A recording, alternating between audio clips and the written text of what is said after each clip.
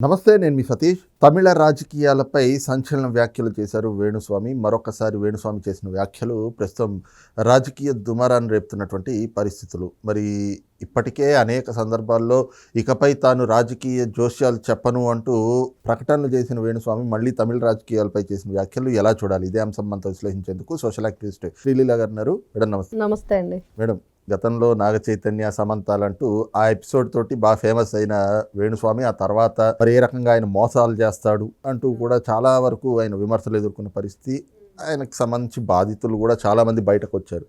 కానీ ఇప్పుడు తమిళనాడు రాజకీయాలపైన ఆయన చేసిన వ్యాఖ్యలు, ముఖ్యంగా త్రిష లేకుండా ఉండుంటే విజయ్ పరిస్థితి మరోలా ఉండేది, విజయ్ సీఎం అయ్యాక 6 నెలల నుంచి ఏడాదిలోపు తమిళనాడులో మళ్ళీ ఎన్నికలు వస్తాయి అంటూ ఆయన జోస్యం చెప్పటం ఎలా చూస్తారు? ఏముందండి, ఏ పని పాట లేకుండా తిన్నదరక్క మాట్లాడే మాటలు అనుకోవాలా. గతంలో కూడా అంతే, వాళ్ళ జీవితాల్లో చిచ్చు పెట్టాడని ప్రజలు చెప్పుకుంటున్నారు.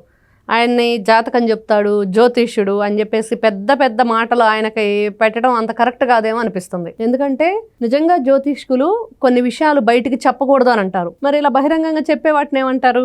చెప్పి వాళ్ళ ఫేమ్ పెంచుకోవటం కోసమే తప్పించి ఏదో నోటికొచ్చిన మాట మాట్లాడటం, అక్కడ ఉన్న పరిస్థితుల్ని ఏదో క్యాలిక్యులేషన్స్ వేసి ఏదో ఒకటి జరిగిద్ది, ఏది చీకట్లో రాయేస్తే ఏమైంది, తగిలిద్దో తగలదో, ఓ రాయి అయితే వేద్దాం అన్నట్లుగా ఉంటుంది తప్పించి ఎక్కడా కూడా ఒక జ్యోతిష్యుడు అంటే ఏంటి, వాళ్ళు చేసే వ్యాఖ్యలు ఎలా ఉంటాయి, వాళ్ళ ఆలోచన విధానం ఎలా ఉంటుంది, నిజంగా భార్యాభర్తలు విడిపోతారు అంటే బయటికి ఎవరైనా చెప్తారా? ఎవరైనా చెప్తారండి? ఇప్పుడు 100 అబద్ధాలు ఆడైనా 100 అబద్ధాలు ఒక పెళ్లి చేయండి అంటారు. అలాంటిది నువ్వు 100 రకాల అబద్ధాలు ఆడి జంటలను విడగొడుతున్నావు. మరి నువ్వు జ్యోతిష్కుడు అవుతావా? మరి ఏ విధంగా నువ్వు గతంలో చెప్పాడు, నేను మానేస్తాను, నా తల తెగ్గొట్టుకుంటాను, ఇలా చాలా రకాల ప్రామిసులు చేసి ప్రజల ముందు మరి వెర్రి పప్పలాగా అయిపోయాడు ఆయన అని చెప్పి ప్రజలే అనుకున్నారు. మరి ఈ రోజున ఇలాంటి వ్యాఖ్యలను ఎలా చూడాలి అంటే, ఈ రోజున అక్కడ గడియకి ఏం జరుగుతుందో అర్థం కాని పరిస్థితి నడుస్తుంది. దాన్ని బట్టి ఏ సిచ్యువేషను ఏంటనేది ఎవరని చెప్పలేము. ఇప్పుడు రాజకీయ ఏదైతే వీళ్ళు ఉంటారో, ఈ ఎగ్జిట్ పోల్స్ వాళ్ళే అంచనాలకి అందకుండా ఆయన గెలిచారు.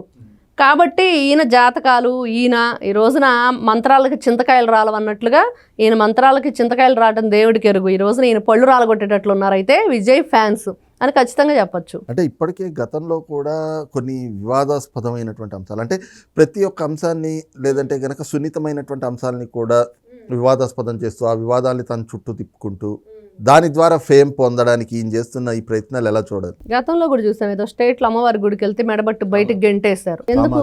కామాఖ్య ఎందుకు నెట్టారు?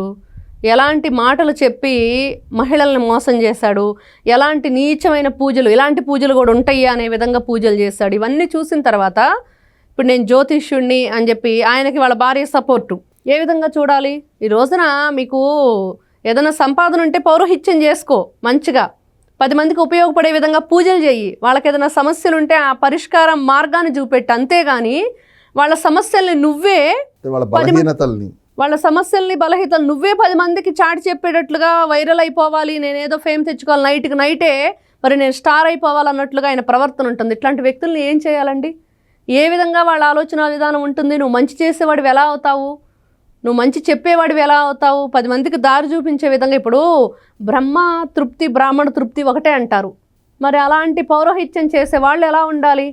అది మర్చిపోయి ఈ రోజున ఒక వ్యాపారం లాగా తనేదో 10 మందిలో ఫేమ్ తెచ్చుకోవాలనే ఉద్దేశంతో చేస్తున్నాడు తప్పించి ఎక్కడా కూడా ఆయన మాట్లాడే మాటలు, గతంలో నాగ చైతన్య వాళ్ళ పెళ్లి గురించి ఏ విధంగా మాట్లాడాడు, తర్వాత మరి సమంత గారి గురించి ఇవన్నీ కూడా చూసిన తర్వాత కూడా ఇప్పుడు ఇలా మాట్లాడుతున్నాడంటే లెక్కలో కూడా పెట్టుకోకూడదు ఈయన విషయాలు. అంటే ఇప్పుడు ఓకే, నాగ చైతన్య సమంత వాళ్ళ విషయంలో చెప్పింది మీరు అన్నట్టు చీకట్లో రాయి, ఇక దాని ద్వారా వచ్చిన ఫేమ్ తోటి తెలంగాణలో కేసీఆర్ గెలుస్తారు, ఆంధ్రప్రదేశ్లో జగనే మళ్ళీ సీఎం అవుతాడు అని చెప్పి ఈయన చెప్పిన ఆ జోస్యాలు చూసాం. ఇప్పుడు తమిళనాడులో త్రిష, విజయ్ వీళ్ళని తగులుకున్నాడు. ఇప్పుడు ఏం జరిగిద్ది అంటారు? ఏం జరిగిద్దండి? నిన్న ఎవరో ఇంటర్వ్యూ చూశాను, దువ్వాడ శ్రీనివాస్ గారిది. ఆయన చెప్తున్నాడు, సేమ్ మా family story Vijay family story ఒకటే, ఆయన భార్య వెళ్ళిపోయింది, నా భార్య వెళ్ళిపోయింది, ఆయన వెనక త్రిష ఉంది, నా వెనక మాధురి ఉందని చెప్పేసి పోల్చుకుంటున్నారు. ఇట్లా ఎవరికి దోచింది వాళ్ళు. నా ఫ్యామిలీలో ఎలా జరిగిందో నా లైఫ్లో, ఆయన లైఫ్లో కూడా అలానే జరిగిందంటే వెంటనే యాంకర్ ఏమని అడిగాడంటే, మరి మీరు కూడా పార్టీ పెడతారా, మీరు కూడా సీఎం అవడానికి ప్రయత్నిస్తున్నారా అని. వెంటనే నేను పెట్టను అని చెప్పారు. అంటే ఎవరు ఏంటనేది వాళ్ళకి తెలుసు.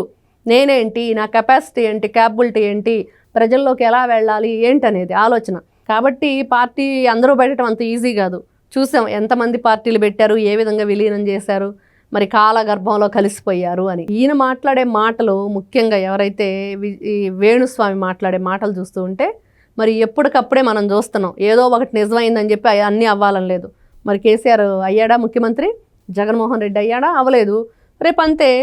త్రిష ఉంది అంటే ఆయన ఒక దీనిలా చూపిస్తున్నాడు తప్పించి అదేం పెద్ద కారణం కాదండి. ఆవిడ ఉంటే ఏం చేసింది ఈ రోజున?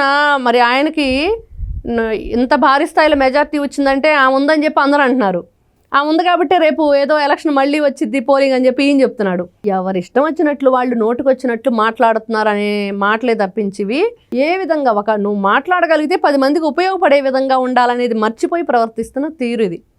అంటే ఇంకో పక్కన చూస్తే మీరు అన్నట్లు మనుషుల బలహీనతలు వీటిని వాడుకుని దాని మీద సంపాదన తెచ్చుకోవాలి, దాని మీద ఫేమ్ తెచ్చుకోవాలి, వాళ్ళ బలహీనతల మీద సంపాదించుకునేటువంటి ఈ డబ్బు నిలబడుతుందా? ఆ తినే తిండి మరి ఎలా తినగలుగుతారు? ఇలాంటి వాళ్ళు చేస్తున్న ఈ అంటే మీరు అన్నట్టు ఈ జాతకాలు లేదంటే జ్యోతిష్యాన్ని దీన్ని వ్యాపారంగా మలుచుకుని వీళ్ళు వ్యవహరిస్తున్న తీరు ఎలా చూస్తారు? అంటే కూటి కోసం కోటి విద్యలు, ఎలా అయినా బ్రతకొచ్చు, నీ బ్రతుకది. కాకపోతే ఎదుటివాడి కూడి మీద కొట్టకూడదు కదా, వాడి పొట్ట మీద, వాడి నోటికాడ కూడిని నువ్వు తీసుకోకూడదు కదా. కాబట్టి ఏదైనా ఒక పని చేసేటప్పుడు ఆలోచించాలి అనేది మనం చెప్తున్నాం. వాళ్ళ బలహీనతలు ఉంటే నువ్వు బాగు చేసే మార్గం చూపెట్టు, సీక్రెట్గా మాట్లాడు. ఇలా 10 మందిలో బహిర్గతం చేసి న్యూస్లో నువ్వేదో పెద్ద స్టార్ అయిపోదామనే ఆలోచనతో ఇంకా 10 మంది నీ దగ్గరకు వచ్చి జాతకాలు చెప్పించుకుంటున్నారనే ఆలోచనలో ఉన్నావా? లేరు. ఖచ్చితంగా నిన్ను చెంపదెబ్బలు కొట్టేవాళ్లే, చెప్పు దెబ్బలు కొట్టేవాళ్లే ఉన్నారు తప్పించి నిన్ను నమ్మేవాళ్ళు ఈ రోజున ఎవరో లేరు. నిన్న వేణుస్వామి గురించి చూస్తుంటే ఒక ఫోటో వైరల్ అయింది ఫేస్బుక్లో. ఏంటి అంటే నగ్మ ఇంకొక హీరోయిన్ రమ్యకృష్ణనో ఎవరో, వాళ్ళిద్దరి మధ్య ఈ వేణుస్వామి చాలా చిన్న ఏజ్లో ఉన్న ఫోటో. ఎవరు ఈ వ్యక్తి అని చెప్పి ఫోటో పెడితే కింద వేణుస్వామి అన్న మాట లేదండి, అన్నీ బూతులే. అది ఆయన బ్రతుకు. మరి చెప్పాలంటే నీకంత గౌరవం ఉంటే ఆనాడు అంత స్టార్ హీరోయిన్ల మధ్య ఉండి ఫోటో మరి ఒక సోషల్ మీడియాలో పెట్టి ఎవరు ఈ వ్యక్తి అన్నదానికి గౌరవంగా నీ గురించి ఒక కామెంట్ ఉందా, దాంట్లో ఆయనే చదువుకోవచ్చు. అది ఆయన పరిస్థితి. కాబట్టి ఇలాంటి పనికి మాలిన చవకబారు నేలబారు మాటలు మాట్లాడకుండా గౌరవంగా బ్రతకటానికి ప్రయత్నిస్తే మంచిది. వాళ్ళ బలహీనతల్ని నువ్వేదో డబ్బు కోసం డబ్బార్జించి లేకపోతే వాటిని బూచిలాగా చూపించి ఇంకా 10 మందిని నీ దగ్గరకు రప్పించుకుందామని చూస్తే ఆ వచ్చే రోజులు పోయినాయి. నేను నమ్మేవాళ్ళు ఎవరూ లేరు. నిన్ను మీడియాలో ఉతికి ఆరేశారు అందరూ. సోషల్ మీడియాలో ఇప్పటికీ ఉతికి ఆరేస్తున్నారు. అయినా కూడా నా బుద్ధి మారదు, నేను ఇలానే ఉంటానంటే డైరెక్ట్గా దేహశుద్ధి చేస్తారు ఏదో ఒక రోజు. ఇది మాత్రం ఖాయం. Thank you. నమస్తే. Please subscribe to Leo News for more videos.